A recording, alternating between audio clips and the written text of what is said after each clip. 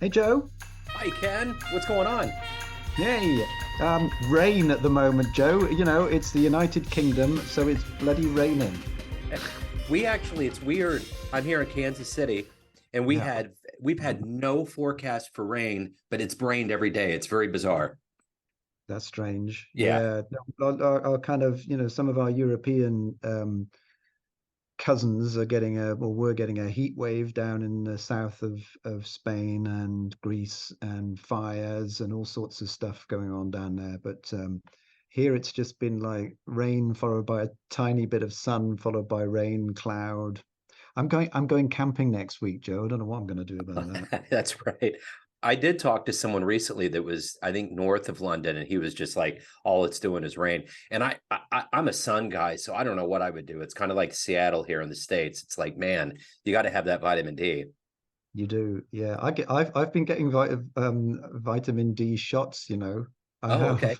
because I got I was having, well, I won't go into details, but I was having some health problems, and one of the things they tested for was vitamin D, and I was way below. I was Yeah, way below, so I started getting shots, and that worked. there So you go. yeah, Getting the good but I'd stuff. rather get them in the sunshine like you for sure. Yeah, absolutely. Well, hey, man, it's great to meet you. And before we get into your work and your life as a coach, I want to know, how did you survive COVID? The last 3 years was quite a thing. How did you get through it, and how has it changed you? Wow. Okay. So, well, this could take a few hours, Joe, as well. So, briefly, my world of work and probably my home life kind of felt like they changed overnight. So everybody transitioned into working from home very quickly. So, in the sort of main lockdown part of COVID, I was maybe 7 or 8 hours on Zoom nearly every day. There was three of us working from home all of a sudden because I have two grown up step kids and they were in the house as well. Um, we were really really lucky because we've got quite a nice garden, and in certainly in 2020, I remember unusually the weather was amazing in London, and we were spending a lot of time in the garden. And in fact, I kind of, or we redesigned the garden, and um, we've now got a very lush kind of jungle planted garden. That was one of the legacies of spending so much time at home. Yeah. Um, the big thing I noticed, Joe, was when we started being kind of allowed back to socialize, and COVID was on its way out. I was desperate to kind of get on trains and go up to the center of London and just be amongst people. And there's an energy in that I think I'd missed. And it's a slightly indescribable thing. But certainly just being with people, even if I wasn't having meetings or conversations, just having people surround me, was something I realized that I'd missed from COVID, and probably hadn't quite realized that was going on in my mindset until I started kind of experiencing it. Um, and I think we still got some legacies from that. We still got people working from home a bit more, people wanting flexibility. People don't want to commute so much into London, for example. There's a lot of commuting goes on in my home city. But people are much more kind of demanding now about flexible working. So, that's been a big legacy here, maybe in the States as well. Yeah. So those are my main takeouts. Yeah. It's interesting you say you want to be around people. I love going to events, and I have kids and an active family. And when the Chiefs won the Super Bowl, I remember going down to the parade, and it was just wanting to feel that energy. Like when you get around all those people that are genuinely celebrating, there's no political lines. Everybody's in for one purpose. But that's the irony. I think the global irony of what we went through with COVID was that we realized we could be remote, but we needed each other. We could Yeah. connect, but when you have that energy in the same room, proverbial room, there's something to be said about that. Yeah, 100%. And I think, it's one of those things you don't know what you've got till it's gone, to Yep. quote a kind of song. and in some senses, we it was a bit of a kind of um, what's the word I'm looking for? I mean, a reminder is the gentlest word, I guess. A reminder of the importance of human connection Yeah. and the resilience of the human spirit, I'd say as well, Joe, because people went through a lot of tough times Yeah. with family and not being able to see them and not being able to go to funerals at certain times. So it was a really tough time, but and I think we'll all remember it and hopefully appreciate some of the things that we learned in that period as well. Yeah, absolutely. So let's get to the essence of what you do for a living. I'm going to put you Yeah. in front of a bunch of third graders at a career day. One of the kids looks up and says, "Hey, what do you do for a living?" How do you answer that child? Oh, that's put me on the spot, isn't it? Yeah, it's kind of how Yes. do I simplify this? So I guess the way I would put this simply, I guess, is that when you're growing up as a child, and when you become a grown up, and when you become an adult, you'll start to think about things like your finances, and you're going to start to think about this thing called a pension, and how you're going to live your life in your old age, which isn't a concern for you at the moment because you're a young child, but you will be thinking about it at some point. And there is a lot out there, as we know, about finances and about pensions. But what there isn't is something that kind of helps you to, I guess, sort of understand what you're going to do with all your free time, because retirement is about not working anymore. Um, and we tend to think of retirement as a financial event, but actually it's a life event. So even at your tender age, even at school, eventually you're going to have to think about, well, what if I'm no longer at school? What if I'm no longer at college? What if I'm no longer working? You know, what am I going to do? What am I going to do with all of this time that I need? And that can come as a bit of a shock to people, suddenly, not working, suddenly not being in education, suddenly having this time that we crave. Um, and it can be a bit of a shock for people. So my job is to kind of help people figure out what are they going to do with the 20 or 30 years or so that they might have after they finish working. Yeah. Because it's often a question that people haven't really thought about at all and suddenly find themselves lots of time, maybe enough money, sometimes not. Um, what are they going to do with all of that time? Yeah. And because we work so hard right up until this event, we haven't given it the thought perhaps that it needs. So I help people work out what kind of life they want to live once they've finished work. So when you were in the third grade, what was your dream? What did you want your life to be? Profession? Yeah, do you know what? I wanted to be a bus conductor, Joe. Okay. I was slightly, like any young boy, I was a little bit fascinated by buses. And of course, you've got, they've got the Greyhound bus in the States. You've got the famous red bus in London. And I always used to see conductors taking fares and riding around on a bus all day. And I used to think, wow, um, what could be better than that? Yeah. Yeah. And and then I kind of went through various stages. My dad was a geologist, and I knew I didn't want to do anything to do with science, so I turned to the arts. Yeah. So literature, reading books, art, music, all of that kind of stuff became my passions as a young person. So yeah, but originally it was bus conductor. Um, yeah, now I'd like to go back to being a trained musician, but that probably involves me actually learning how to play stuff, Yeah. Joe. Yeah. And I had a funny story from my mum the other day because my brother is a very good pianist and guitarist, and I said, "How come I didn't get piano lessons?" And she said, "Well, we had such a hard time with your brother getting you getting him to go that we gave up, and so you never got any training Oh and you never no. got any piano lessons." I regret that now. Yeah. Well, as someone that loves the arts and books and music, what was the gateway book for you that really made you love reading?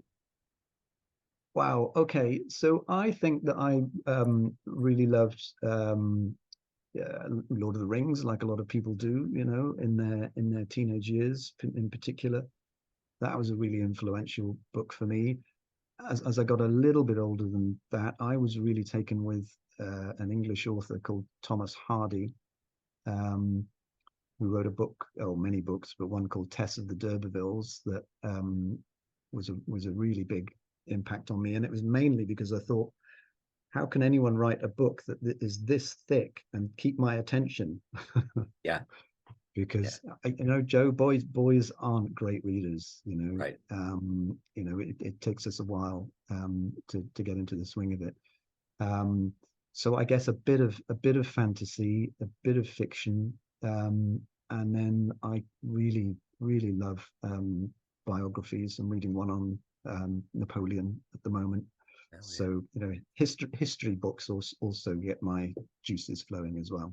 Yeah. Well, let's go back to the beginnings for you and your childhood and how these seeds got into you to want to do what you're doing now, to help people Yeah, figure out that last half of their lives and yeah. to live the dream they want to have.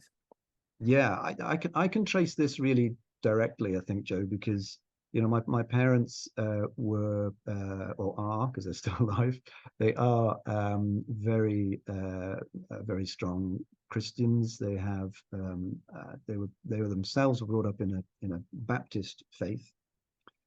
So I spent a lot of time going to church when I was younger, and the values within there, I think, have stuck with me for a long time. I'm no longer practicing that faith, but the values stay.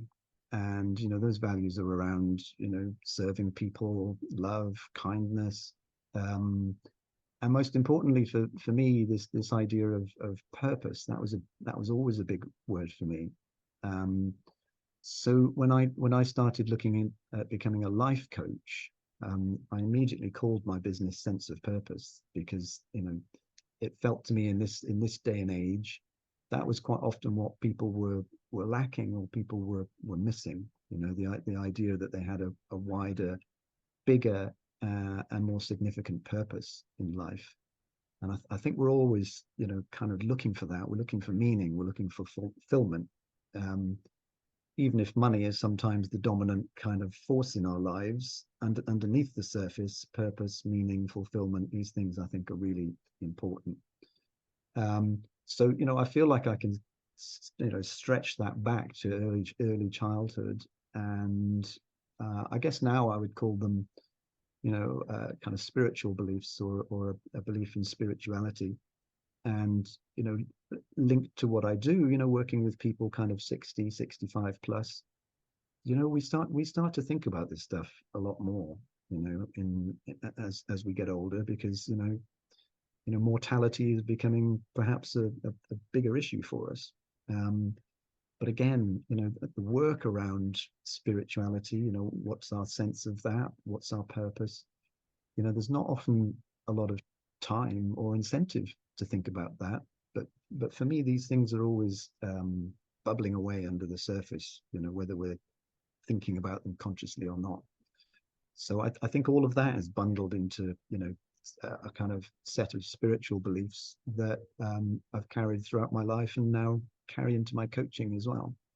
So who's been a hero for you in your life? Wow. Okay, a hero for me. Well, I'm going to have to go with musicians, probably, which you're not going to be too sad about, Joe, I don't think. So Michael Stipe from REM was Yeah. always a big hero for me. Um, Not just because of the music, but because living in the UK, when I could hear that kind of really clear, Southern States accent. Um, it was so evocative. It was so evocative of everything from country music to a band like Wire, who was one of the obscure kind of indie bands in the UK. But he had all of that influence behind him, and I guess what I loved about him and the rest of the band was just that sense of authenticity about where they came from, but also I guess just having that sense of creative freedom. That they always struck me that bands always do, or mostly do, what they want to do. And so kind of influential figures were always people that had that kind of that sense of freedom about them. You know, your Kerouacs or your musicians or other people that seem to be able to do whatever the hell they wanted to do, and never mind the consequences. So anyone with that sense of freedom and creativity is a big hero for me. What was the first live concert you ever saw that blew you away? Okay, so I don't know if you've heard of this band, Joe. There's a band called the Buzzcocks, the Yeah, British kind of post-punk band. Yeah. yeah. So I went to see them when I think I was 13 years old, I think, and I met them backstage Wow. afterwards. You know, this was just when the punk rock movement in the UK was taking off. And yeah, I mean, that just meeting a sort of meeting at a band or even going to a concert at 13 was pretty mind blowing. Yeah. Interestingly, I kind of a while ago, I have a my stepson who's now an adult, but his one of his first gigs I took him to was Green Day in Wow. a big venue here in London, and I think it was the same thing. It was like, wow, this is just amazing, and you know, he's taken up the guitar and he's still plugging away at that, so it does linger with us, doesn't it? Yeah, for sure. So let's stay in this vein here. If you can meet anybody alive on the planet right now and spend some time with them, who would it be? Um, I'm caught between Jerry Seinfeld and Greta Oh, Thunberg. I'm not sure which way to go on that. yeah. Um, let's stick with Jerry because Jerry's fun. So you know, this probably sounds funny coming from someone in the UK, but uh, since Seinfeld kind of reappeared on Netflix, there's a whole host of people sort of either rediscovered or discovered Seinfeld the series, and that's led us into comedians in cars getting Yeah. coffee and some of his other spin-offs and some of his stand-up stuff. So yeah, I think I know my wife would like to meet him, Joe. If I don't know if I'm being influenced by that, but I just think he'd be a great conversationalist. I Yeah. think that I think there's something about meeting your heroes that might be like you clam up or you don't expect to be kind of given much attention. Um, but I think someone like him is a good example. I think of someone that you'd expect to get a good conversation out of. Yeah. So mm, that's what I think would drive me in terms of who would I like to spend time with. Someone who gives great conversation. Yeah. So speaking of driving, um, what is the motivation for you every day? What is the fuel in your tank that gets you up and that gets you wanting to help people? Because it's not just like you're going in and you're doing work and you're coming out, you're giving a lot of yourself to help people. What is that for you? Yeah. I think for me, I think it's, I go back to this idea of purpose. Um, I have a kind of, a coaching mission statement, which is something like, making the world a better place, one person at a time. Um, because, I want people to be the best version of themselves. I want them to, reach their potential. And what I've learned through becoming a coach is just how much our fears and our beliefs might hold us back. Um, and I think if we can just change the way that we think about ourselves, it unleashes so much, it unlocks so much. Um, and particularly as I've been working with older people or people 60 plus now, what when you get to that age, you don't want to regret anything, Joe. You don't want to leave anything, on the table. And so that combination of, let's not be ruled by fear, let's go with what we've always wanted to do and let's unleash ourselves on the world. That's what keeps me going. Um, Alongside, I think we do have, a lot of issues globally around our mental health, um, particularly post COVID. I think there's still a residual kind of anxiety sometimes that people fear or people face. And, I'd really, really love to just sort of reduce that in any way that I can. So a combination of helping people to kind of, ease their anxiety, but also to unleash their potential. That's very motivating for me. What's one of your favorite client success stories? One that always puts a smile on your face? Yeah. Um, there's one recently that really put a smile on my face. He was, or he is again, he's still alive. He is someone who I think has held himself back for probably a decade or so. Um, and he'd always wanted to transition into a different type of job. And I can say broadly what that is. He wants to have a job that gives him more work-life balance.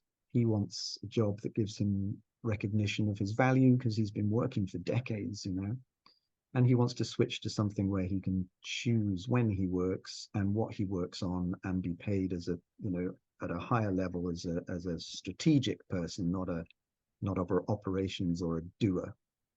And I kind of think that's what you deserve. That's where you are in life. You've given 30 years of work, 30 years plus, you should be in a position where you're, getting more from life, getting more time with your partner, spending more time with your kids. And to see someone like that finally realizing that this is all in their control, and actually they just need to change their mindset on a whole bunch of stuff, and they can start doing it. It might not be overnight, but to see the sort of incremental things, like, he was terrified of having his photograph taken, Joe, just, for a professional headshot, you know but he's done it, and he's Yeah. done that now, and now he's on a roll, and now he's realizing it's just what I've been telling myself and nothing else, so let's go for it. And I can see him in a year's time, perhaps, when he puts his plans into progress, he's going to be exactly where he should be in life. And I can see that really clearly. And that definitely puts a smile on my face to see someone unleashing their power.